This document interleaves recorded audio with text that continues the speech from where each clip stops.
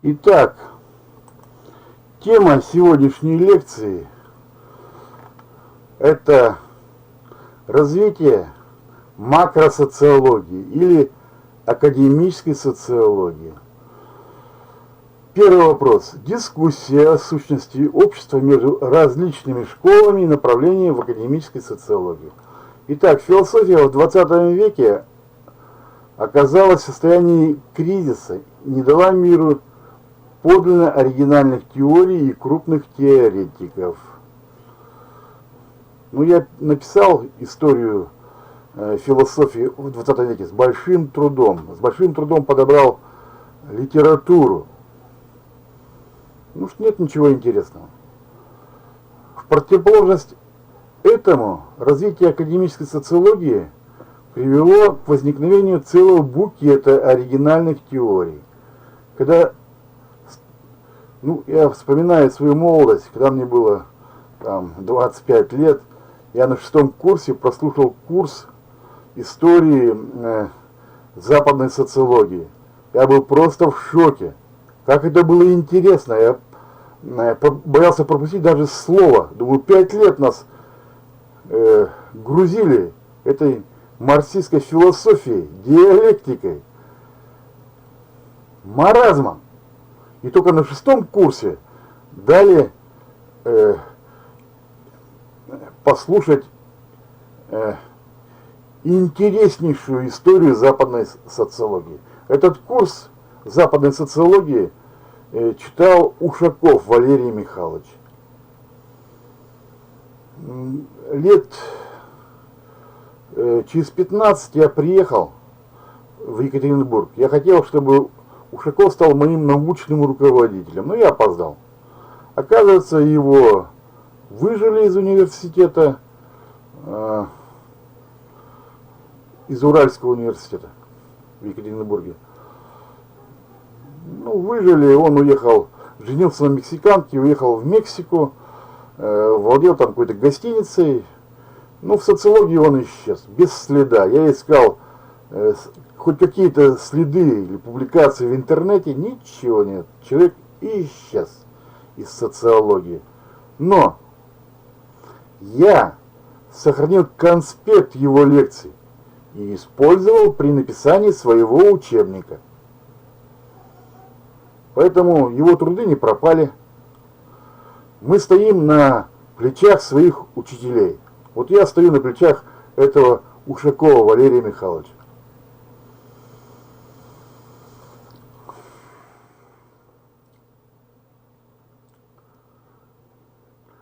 Представители различных школ и направлений в академической социологии ведут между собой дискуссии о сущности общества.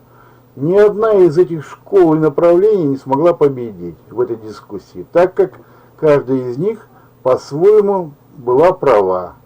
И нужна теория их синтеза. Кстати, моя теория взаимосвязи между конфликтом и контролем – это и есть попытка синтезировать эти школы и направления. Насколько это было успешно, это не мне судить. Пусть судят читатели.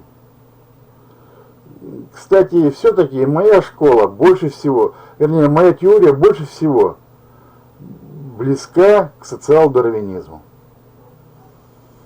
Конечно, я противник фашизма и так далее, но я очень ценю теорию Чарльза Дарвина. Вот и все. Я вообще считаю, что теория Дарвина – это частый случай моей теории. Вот так. Я нигде это не пишу, но читатель должен знать, на кого я прежде всего ориентируюсь. На социал-дарвинизм. Существует 11 школ и направлений в академической социологии. Наиболее влиятельными являются сегодня 3 из них. Это символический интеракционизм, функционализм и школа конфликта. Позитивизм – это ведущее направление в социологии 19-го, начала 20 века. Родоначальниками этого направления были Анри Сен-Симон и Агюст Конт, последователями Герберт Спенсер и Эмиль Дюркгейм. Главное устремление позитивизма – отказ от умозрительных рассуждений об обществе. Позитивная социология должна быть доказательной, как естествознание. Характерными чертами позитивизма служили натурализм, органицизм и эволюционизм. Натурализм означает точку зрения о том, что социальные явления подчиняются законам свойственным природе, законам физики, механики, биологии, географии. Первая школа в академической социологии – это механицизм. Главная мысль механицизма – общество похоже на агрегат элементов, каждый из которых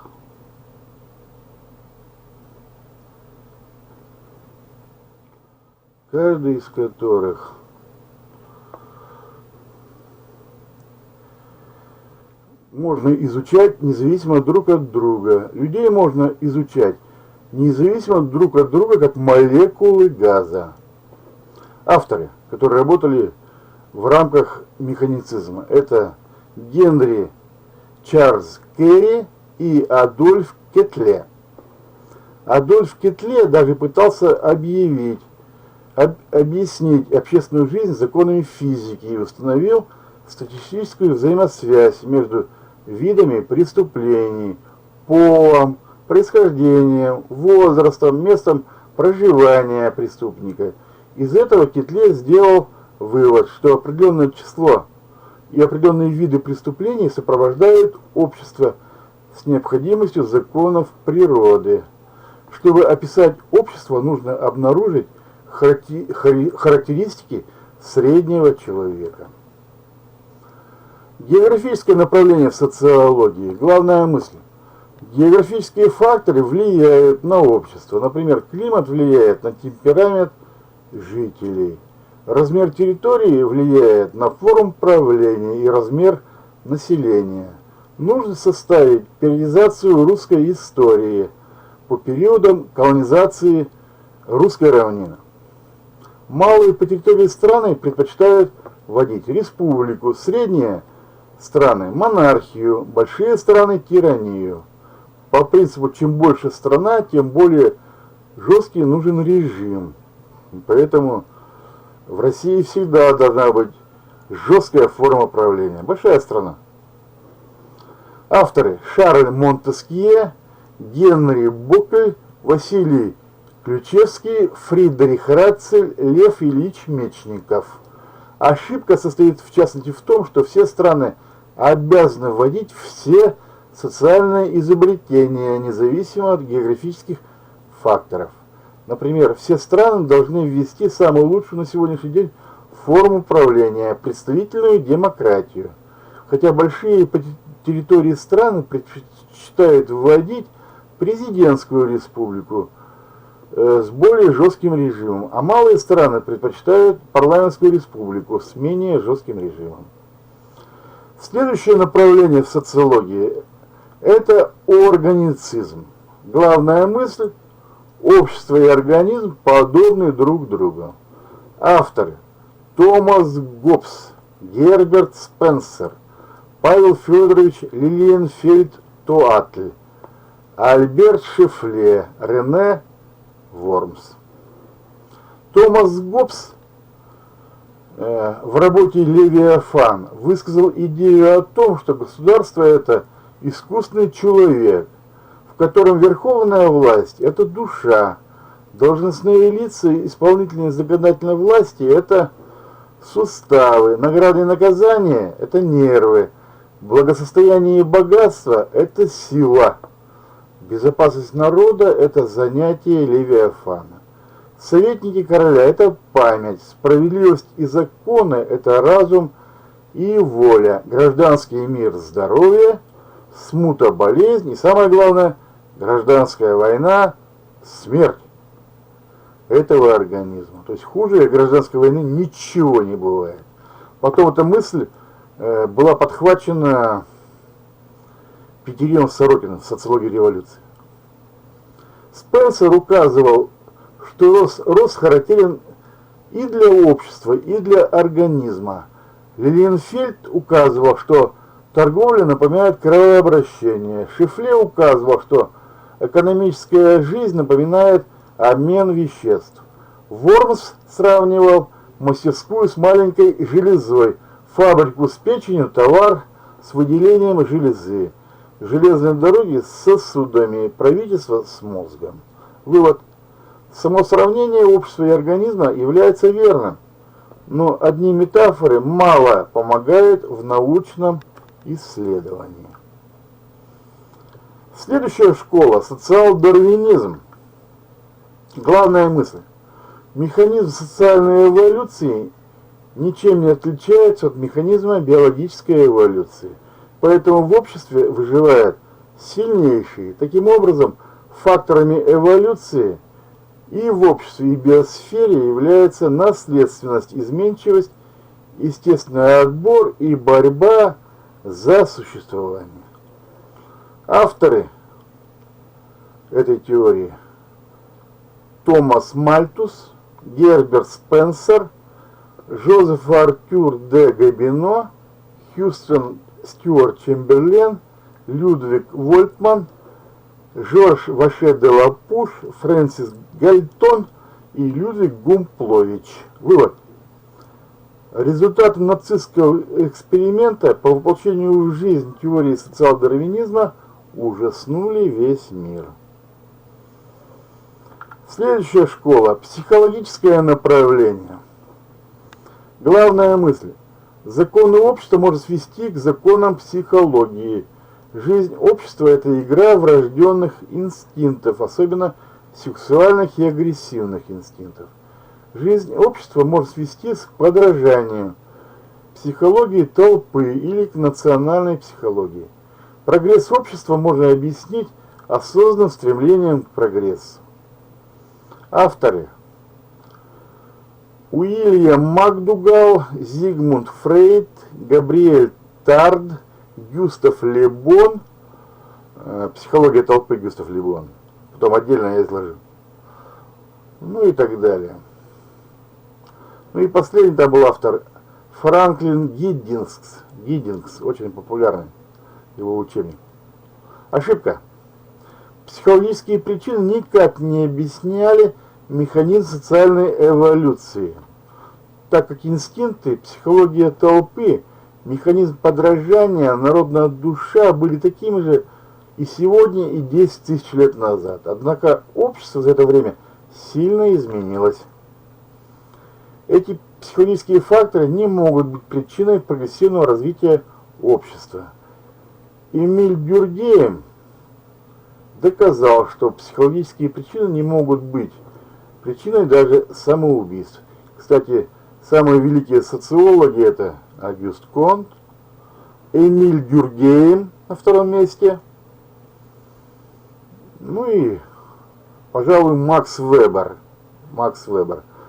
Подробнее я о них расскажу в других параграфах. Так, следующая школа – бихевиоризм и теория обмена. Главная мысль бихевиоризма – поведение человека может свести к ответам на стимул окружающей среды по принципу условного рефлекса. Любой поступок человека можно объяснить материальным вознаграждением или стремлением избежать телесных наказаний. Основатели бихевиоризма – это Джон Уотсон и Беррес Скиннер. По моему мнению, ошибка бихевиоризма состоит в том, что сознание человека устроено сложнее, чем сознание крысы, над которыми Скиннер проводил опыты. Ну, позднее я расскажу, что там был такой ящик Скиннера, крыса бегала по этому ящику, нажимала на рычаг, и на каждое нажатие получала комочек пищи. Так вот, мозг человека устроен сложнее, сознание человека устроен сложнее, чем у крысы. Человек, в отличие от крысы, имеет не только условные рефлексы, но и абстрактное мышление. устную речь и способность к орудийной деятельности. По моему мнению, заслуга бихевиоризма состоит в том, что теория бихевиоризма, стимул-реакция, имеет много общего с моей теорией общественного контроля, норма-санкция. Норма-санкция. Ну, хотя, похоже, стимул-реакция, норма-санкция, да. Главная мысль теории обмена. В процессе социального взаимодействия люди обмениваются товарами, услугами, информацией, благодарностями и так далее. Прежде чем вступить в социальное взаимодействие, люди взвешивают будущие вознаграждения и затраты. Если ожидаемые затраты больше вознаграждения, то люди отказываются вступать в взаимодействие. Обмен происходит по принципу «ты мне, я тебе». В процессе общения человек вынужден затрачивать усилия, чтобы найти общую тему для разговора, чтобы сделать наше общение устойчивым. Поведение человека обусловлено не тем, как вознаграждались его поступки в прошлом. Например, человек сегодня пошел на рыбалку, потому что вчера его рыбалка была удачной. Автор теории обмена Джордж Каспар Хоманс. Следующая школа – символический интеракционизм. Главная мысль. С помощью языка жестов можно обмениться информацией и осуществлять психологический контроль. Да, в другом параграфе я подробнее расскажу про язык жестов. С помощью разыгрывания сценок можно унизить или показать свое высокое мнение о человеке. На работе и в политике человек вынужден создавать свой имидж. Позорное клеймо мешает общению. Смущение является признаком ошибки в игре и выражением просьбы повторить попытку. А во всем этом подробнее в отдельном параграфе. Про общение и язык жестов. Авторы: Джордж Мид, Герберт Блумер, Ирвинг Гофман, Гарольд Гарфинкель. По моему мнению, обмен информацией и контроль с помощью жестов есть древний, примитивный способ обмена информацией и способ психологического контроля, который унаследован человеком от животных предков, от обезьян.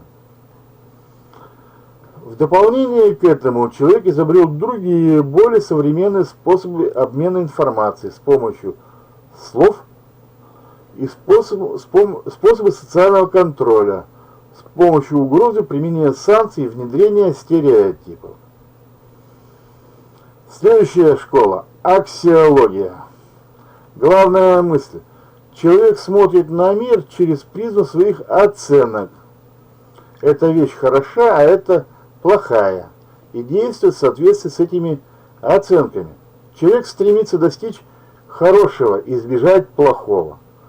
Системы ценностей в разные эпохи отличались друг от друга. Система ценностей навязывается человеку его окружением в процессе социализации, в процессе усвоения норм. Автор Макс Вебер.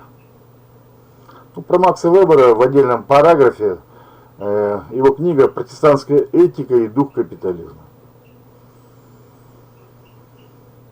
Следующая школа – функционализм.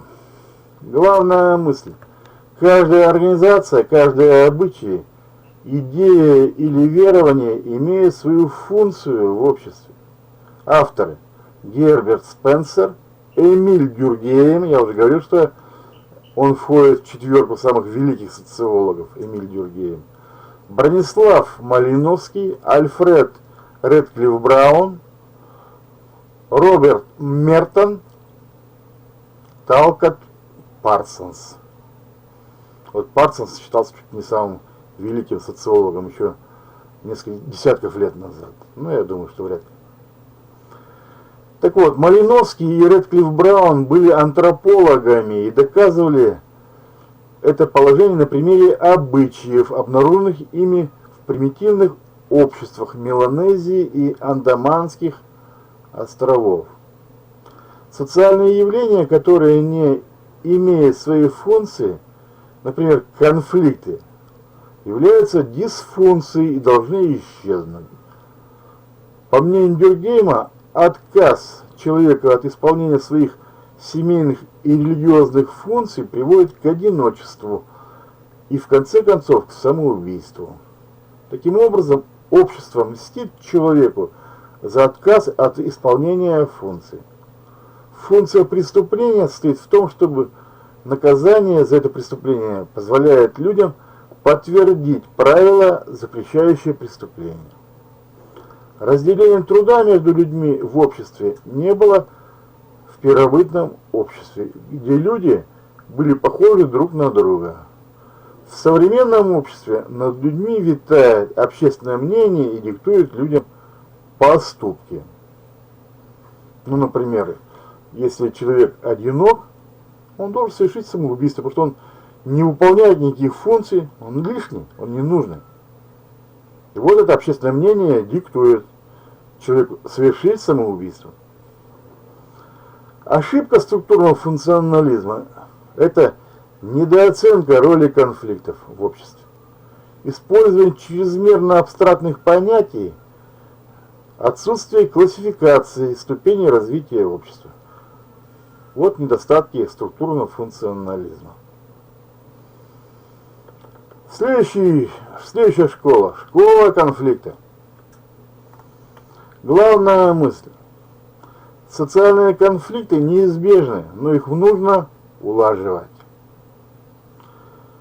Льюис Козер считал, что конфликты дают дорогу крупным инновациям, предотвращают окостенение общества, являются причиной развития общества. Функции конфликтов, по мнению Козера, состоят в том, что они способствуют разрядке напряженности и являются отводными каналами.